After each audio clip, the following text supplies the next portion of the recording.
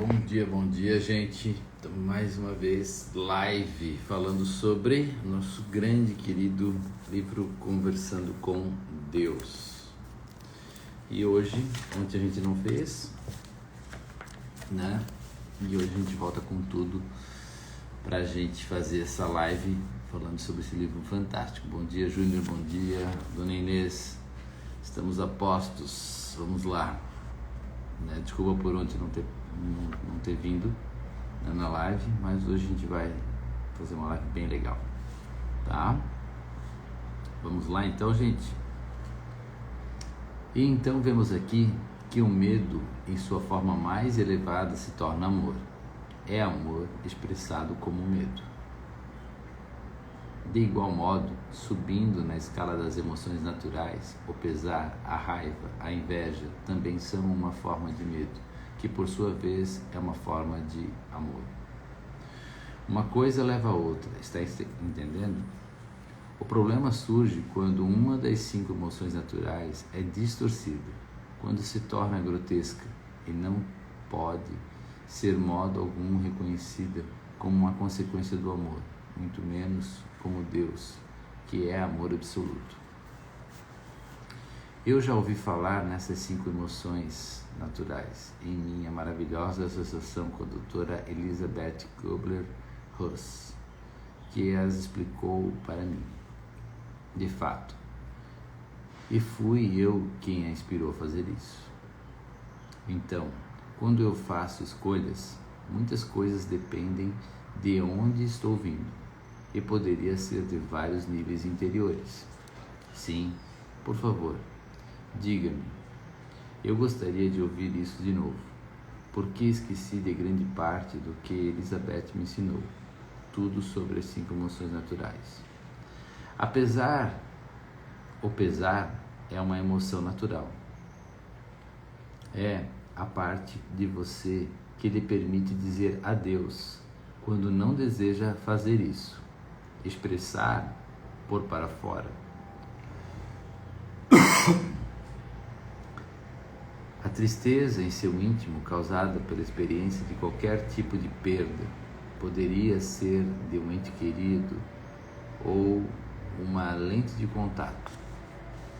Quando você pode expressar seu pesar, livrar-se dele, a criança a quem é permitido ficar triste quando estão tristes, lidam muito bem com a tristeza quando se tornam adultas e por isso costumam superá-la muito rapidamente.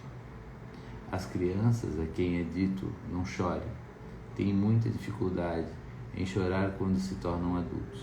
Afinal de contas, disseram-me durante suas vidas inteiras para não chorar. Por isso reprimem seu pesar. O pesar constantemente reprimido se transforma em depressão crônica, uma emoção muito antinatural. Devido à depressão crônica, pessoas matam, guerras começam e nações se tornam decadentes. A raiva é uma emoção natural. É a ferramenta que lhe permite dizer não, obrigado. Não tem de ser abusiva e nunca deve prejudicar outra pessoa.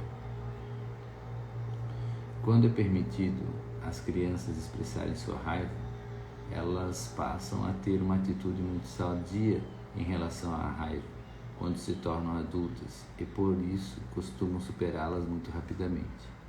As crianças que acham que é errado expressar sua raiva e que, de fato, nunca deveriam senti-la, terão dificuldade em lidar adequadamente com sua raiva quando se tornarem adultas. A raiva constantemente reprimida se torna em ódio, uma emoção muito antinatural. Devido ao ódio, pessoas matam, guerras começam e nações se tornam decadentes. A inveja é uma emoção natural. É a emoção que faz o menino de 5 anos querer alcançar a maçaneta da porta como sua irmã, ou andar de bicicleta. A inveja é a emoção natural que o faz desejar fazer uma coisa de novo, tentar ainda mais, continuar tentando até ser bem-sucedido. É muito sábio e natural ser invejoso. Quando é permitido às crianças expressar a sua inveja, elas passam a ter uma atitude muito sadia em relação à inveja, quando se tornam adultas, e por isso costumam superá-las muito rapidamente.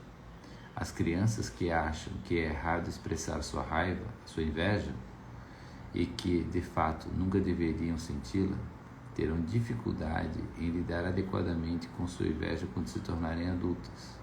A inveja, constantemente reprimida, se torna em ciúmes, uma emoção muito antinatural. Devido ao ciúme, pessoas matam, guerras começam e nações se tornam decadentes. O medo é uma emoção natural. Todos os bebês nascem com dois medos, o de cair e o de sons altos. Todos os outros medos são reações que aprendem a ter em seu ambiente, com seus pais. O objetivo do medo natural é produzir um pouco de cautela. A cautela é uma ferramenta que ajuda o corpo a viver. É uma consequência do amor por si mesmo. As crianças que acham que é errado expressar seu medo e que, de fato, nunca deveriam senti-lo, terão dificuldade em lidar adequadamente com o seu medo quando se tornarem adultas. O medo constantemente reprimido se torna em pânico, uma emoção muito antinatural.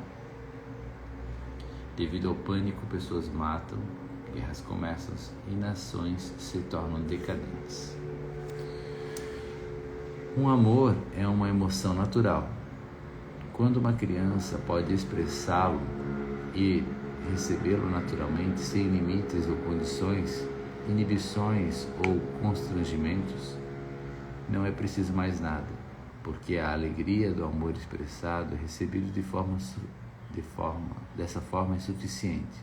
Contudo, o amor sujeito a condições, limites, regras, rituais e restrições, controlado, manipulado e contido, torna-se antinatural. As crianças que acham que é errado expressar seu amor e que, de fato, nunca deveriam senti-lo, terão dificuldade em lidar adequadamente com o amor quando se tornarem adultas.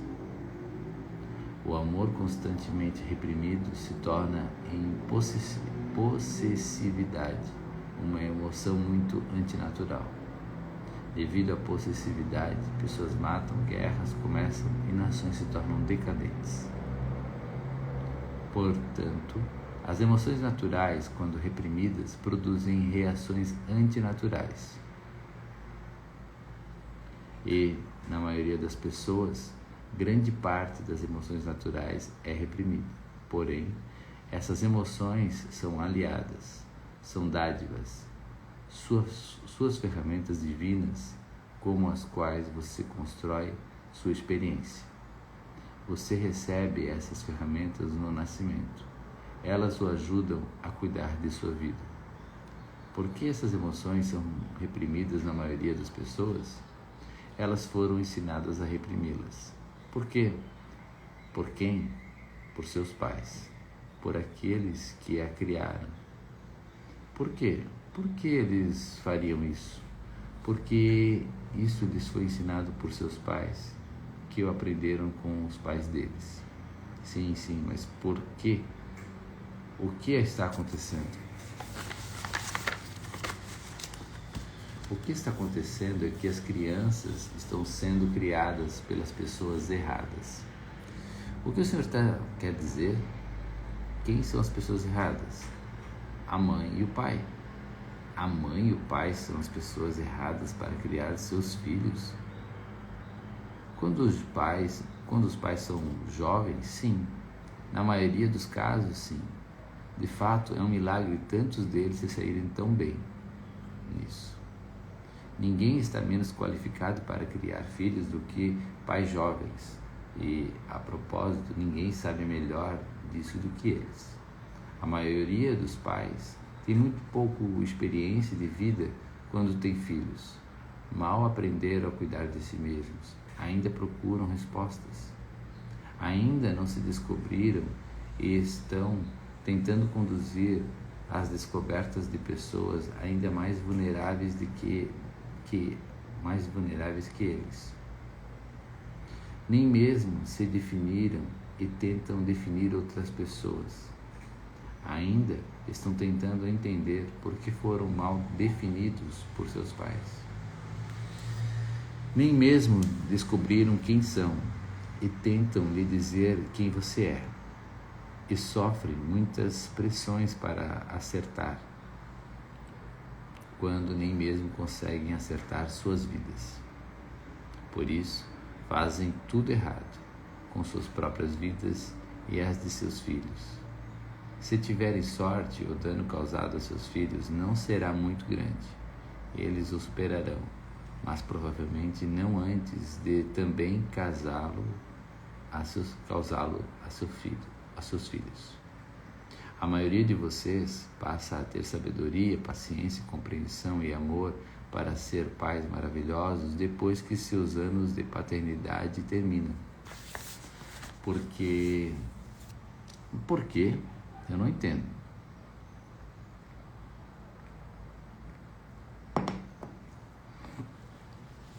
Percebo que suas observações são em muitos casos, corretas.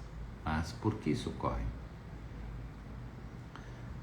Porque os jovens procriadores não foram feitos para criar filhos. Seus anos educando-os deveriam realmente começar quando termina. Estou um pouco perdido aqui. Os seres humanos são biologicamente capazes de ter filhos quando ainda são crianças. A maioria de vocês pode ficar surpreso em saber que são crianças até os 40 ou 50 anos. Tem gente que ainda passa disso, né?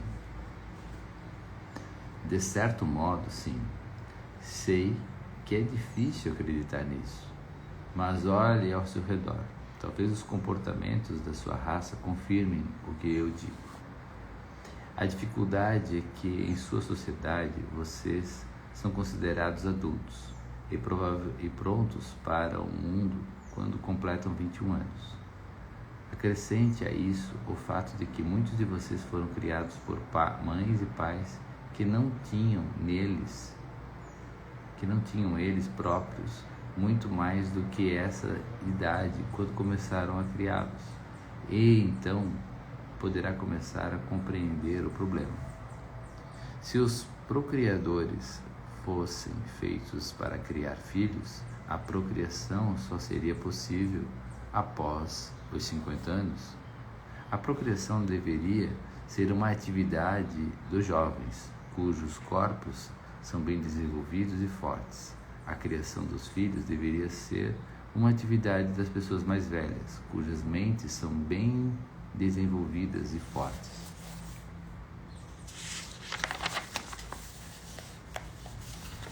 Em sua sociedade, vocês insistiram em tornar os procriadores responsáveis pela criação dos filhos, com o resultado de que não se tornaram o processo da paternidade muito difícil, como também interpretaram mal muitas das energias envolvidas no ato sexual. O senhor pode explicar isso? Sim, muitos seres humanos observaram o que eu observei aqui, que muitas pessoas, talvez a maioria delas, não são realmente capazes de criar filhos quando são capazes de tê-los. No entanto, tendo descoberto isso, os humanos encontraram exatamente a solução errada. Em vez de permitir aos jovens apreciar o sexo e, caso estes tenham filhos, deixar que sejam criados por pessoas mais velhas, vocês lhe dizem para só terem sexo quando estiverem prontos para assumir a responsabilidade de criar filhos. Vocês o fazem acreditar que é errado ter experiências sexuais antes desse tempo, criando assim um tabu em torno do que deveria ser uma das mais alegres celebrações da vida.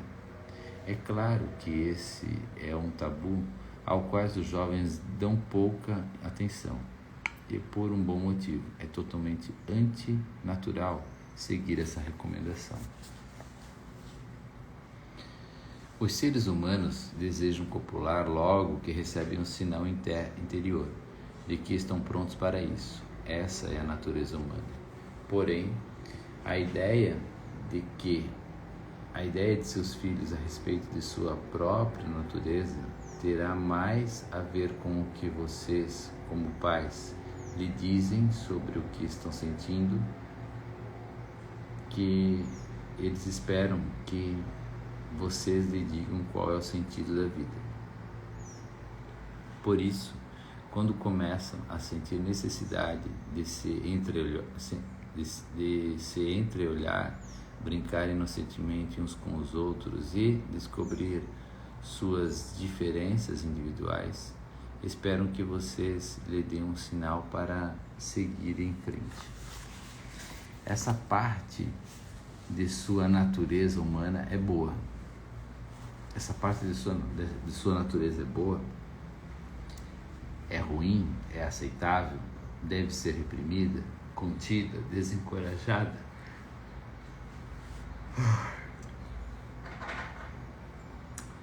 O que muitos pais dizem a seus filhos sobre essa parte de sua natureza tem origem em todos os tipos de coisas. O que lhes disseram, o que sua religião diz, o que sua sociedade pensa, tudo, exceto a ordem natural das coisas. A ordem natural de sua espécie, a sexualidade, começa a se manifestar entre 9 e 14 anos. A partir dos 15, está muito presente na maioria das pessoas. Assim, começa uma corrida contra o tempo, com as crianças buscando a plena liberação de sua energia sexual e os pais tentando impedi-las de fazer isso. Os pais precisam de toda a ajuda possível nessa luta, já que, como foi observado, pedem a seus filhos para não fazer algo que é parte da sua natureza. Os adultos inventaram todos os tipos de pressões familiares, culturais, religiosas, sociais, econômicas, restrições e limitações para justificar suas exigências antinaturais em relação a seus filhos. Desse modo, as crianças passam a acreditar que sua própria sexualidade é antinatural, como algo que é natural, entre aspas, pode ser tão vergonhoso, reprimido, controlado, restringido e negado. Bem, acho que o Senhor está exagerando um pouco aqui, não acha? Estou? Qual você acha que é o impacto em uma criança de 4 ou 5 anos de seus pais nem mesmo usarem o nome correto para certas partes do corpo?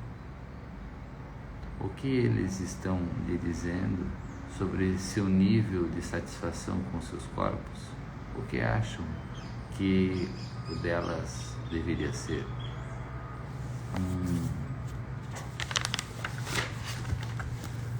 Sim.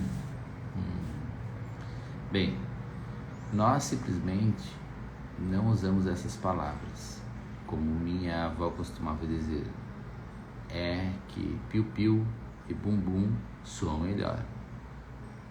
É só porque essas partes do corpo carregam tamanha bagagem negativa que vocês mal podem usar essas palavras em uma conversa comum. É claro que na primeira infância as crianças não sabem por que seus pais se sentem assim, mas apenas são deixadas com a impressão, a frequentemente indelével impressão de que certas partes do corpo são vergonhosas e que tudo relacionado com elas é constrangedor, se não errado.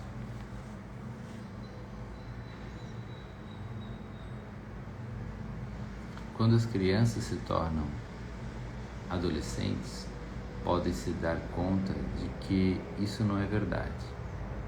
Mas então lhes é falado em termos muito claros sobre a ligação entre a gravidez e a sexualidade e como terão de criar os filhos que geraram. Portanto, agora tem outro motivo para achar que a expressão sexual é errada e o ciclo está completo. Isso tem causado muita confusão e muitos danos à sua sociedade, o que é sempre o resultado de contrariar a natureza. Vocês criaram o constrangimento sexual, a repressão e a vergonha, que levaram à inibição, à disfunção e à violência sexual. Como uma sociedade, vocês sempre se sentiram inibidos em relação ao que os faz se sentirem constrangidos. Sempre terão problemas com comportamentos que foram reprimidos e sempre reagirão com violência ao fato de terem sido levados a se envergonhar do que sabem em seu íntimo que nunca deveriam se envergonhar. Então Freud estava certo quando disse que grande parte da raiva na espécie humana poderia estar relacionada com o sexo. Raiva profunda da necessidade de reprimir instintos físicos básicos e naturais, interesses e desejos. Vários de seus psiquiatras se aventuram nessa área. O ser humano sente raiva porque sabe que não deveria sentir vergonha do que aprecia tanto e, no entanto, sente vergonha e culpa.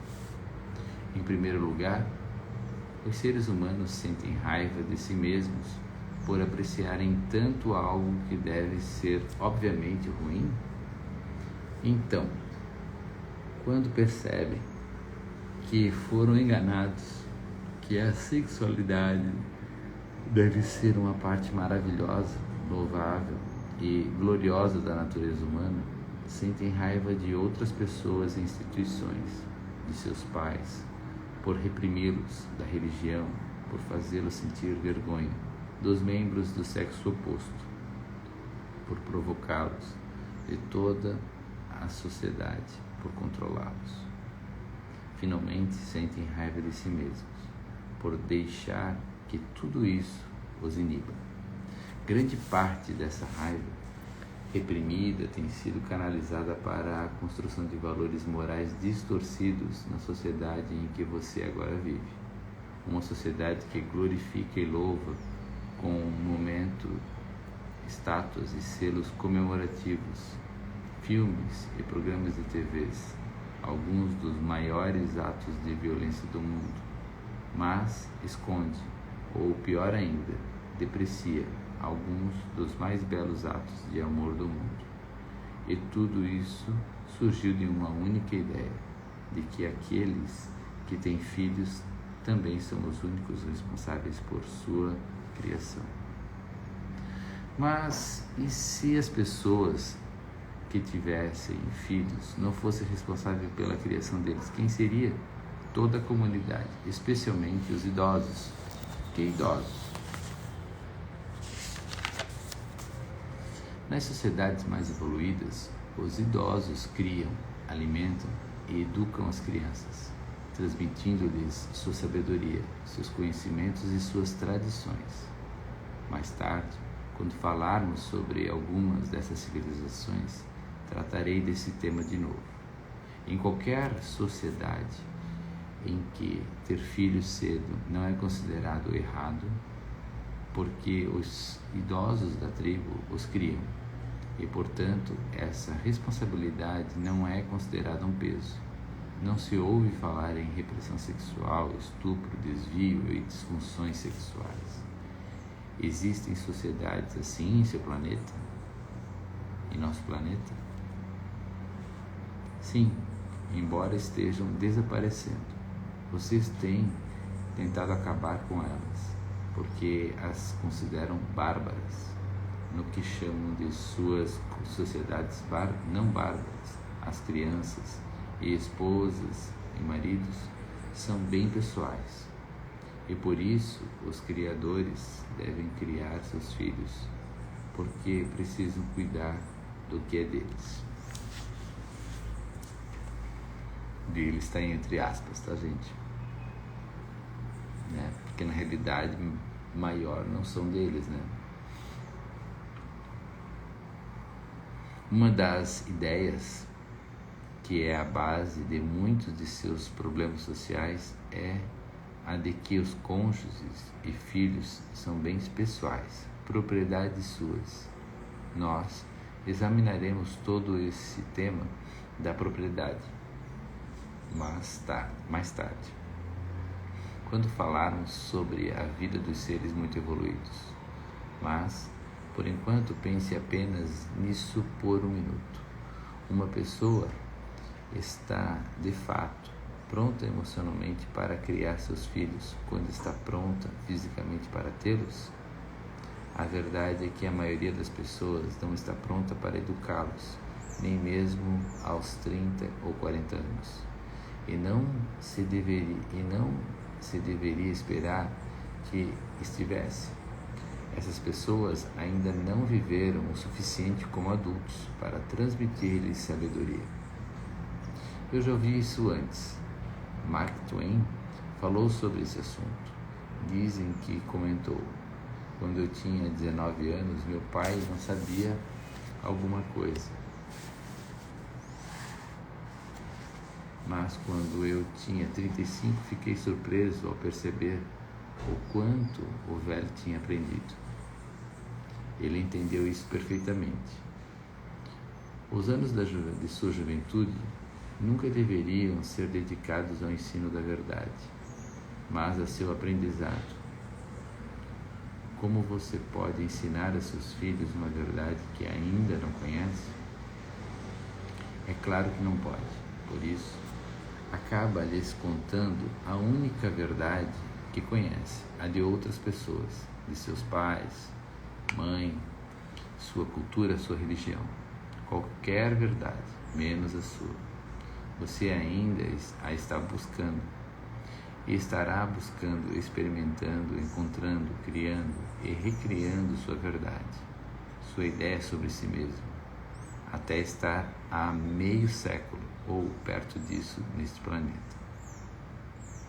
Então, finalmente, poderá começar a aceitar a sua verdade, e provavelmente a maior verdade que aceitará é a de que não há uma verdade constante, de toda a verdade como a própria vida. É mutante, algo que evolui, e que, quando você acha que o processo de evolução parou, ele apenas começou. Sim, já passei por isso, tenho mais de 50 e cheguei a esse ponto. Ótimo, agora é um homem mais sábio, uma pessoa mais velha, deveria se encarregar da criação de seus filhos, ou melhor ainda, deveria fazer isso daqui a 10 anos. São os idosos que devem criar as crianças e que foram preparados para isso. São eles que conhecem a verdade e a vida e que sabem o que é e o que não é importante e o que realmente significam termos como integridade, honestidade, lealdade, amizade e amor. Eu entendo o que o Senhor quer dizer. É difícil aceitar esse fato, mas muitos de nós mal deixaram de ser crianças para se tornar alunos, quando têm filhos e acham que têm de começar a dar-lhes lições. Então, lhes ensinam o que seus pais lhe ensinaram. Por esse motivo, o filho é punido pelos pecados do pai até a 7ª geração. Como podemos mudar isso? Como pôr fim a esse ciclo? Deixem a cargo de seus respeitáveis idosos. Deixem a cargo de seus respeitáveis idosos a criação das crianças. Os pais podem ver os filhos sempre que quiserem, viver com eles se assim o preferirem, mas não são os únicos responsáveis por sua criação.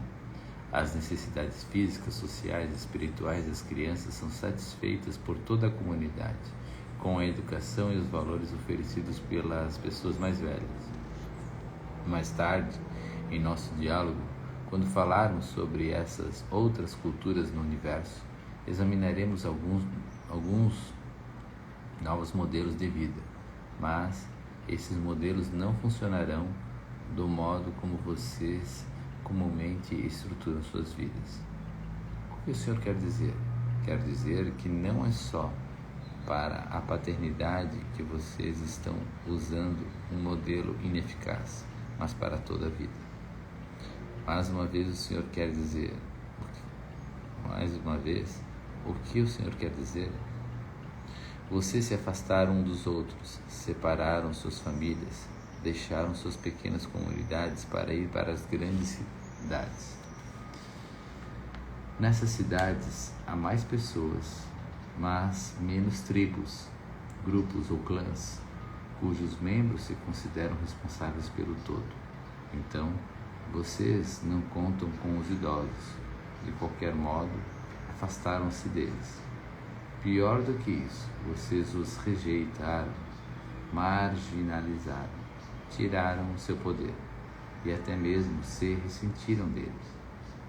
Sim, alguns membros da sua sociedade até mesmo se ressentem deles. Dizem que exploram o sistema, exigindo benefícios pelos quais os jovens têm de pagar com partes cada vez maiores de sua renda. Isso é verdade. Alguns sociólogos estão prevendo um conflito de gerações, com as pessoas mais velhas sendo culpadas por exigirem cada vez mais, enquanto contribuem cada vez menos. Há muito mais idosos agora, porque as pessoas estão vivendo mais. Mas, se seus idosos não estão contribuindo, é porque vocês não lhes permitiram contribuir. Exigiram que se aposentassem quando realmente poderiam ser úteis para suas empresas e que deixassem de ter uma participação significativa na vida, quando sua participação poderia dar algum sentido a alguns de seus progressos. Não só no que diz respeito à paternidade, mas também à política, à economia e até mesmo à religião, onde os idosos pelo menos tinham alguma influência. Vocês se tornaram uma sociedade que valoriza os jovens e despreza os velhos. Sua sociedade também se tornou singular em vez de plural. Isto é, uma sociedade formada por indivíduos em vez de grupos. Como vocês tornaram sua sociedade individualizada e de jovens, perderam grande parte de sua riqueza e seus recursos. Agora estão sem ambos, com muitos de vocês convivendo com a pobreza emocional e psicológica. Olha só, gente, que interessante, né? E é bem isso, eu vejo assim, eu que atendo bastante pessoas mais velhas, né? Por causa do implante, toda essa parte aí, a gente vê que quando eles se aposentam é quando eles estão no auge, né, da sua sabedoria, discernimento, sabendo o que é importante, o que não é, o que faz sentido, o que não faz sentido. Pensa, uma pessoa se aposenta ali com 65, né, 60. Poxa, ela passou por muita coisa. E ali ela simplesmente faz assim, ela para. Né? No momento onde ela deveria agora estar instruindo, ela deveria estar num outro patamar dentro da profissão dela, de instrutor, né? De gerenciador, né? De ciência, ela para. Né? Então eu vejo isso muito, eu estou com 18 anos, 19 anos eu vou fazer esse ano de formado. Cada vez mais a odontologia fica cada vez mais fácil para mim, né? Eu vejo, né, quem está se formando agora, né, como tem muita dificuldade. E isso faz parte, como eu também tinha, né? Às vezes eu tinha, qual é a cor desse dente, que resina que eu coloco. Hoje já é intuitivo já, né? E eu vejo que essa prática, né, de sucatear os idosos faz com que a nossa sociedade ela vai sofrendo cada vez mais, né? Ela vai sofrendo, essa parte emocional, né? Porque o idoso, que era para ser uma das pessoas mais valorizadas, ele não é, né? Respeitado em suas posições, verdades, não é. E hoje, por causa da nossa alimentação e por causa do sistema também, a maioria dos idosos está o quê? Com problemas de saúde, aonde essa falta de saúde não dá muitas vezes discernimento, né? Muita gente com Parkinson, muita gente com grandes problemas mentais até. Tudo isso por uma sociedade que visa somente o lucro e não a sabedoria.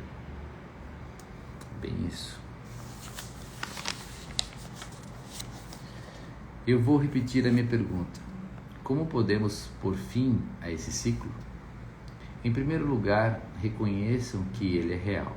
Muitos de vocês vivem negando, fingindo que não existe. Estão mentindo para si mesmos e não querem ouvir a verdade, muito menos dizê-lo.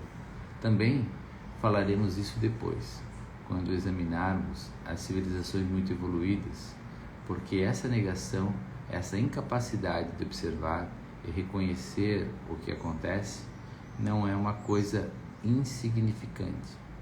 E se você quiser realmente mudar as coisas, espero que me ouça.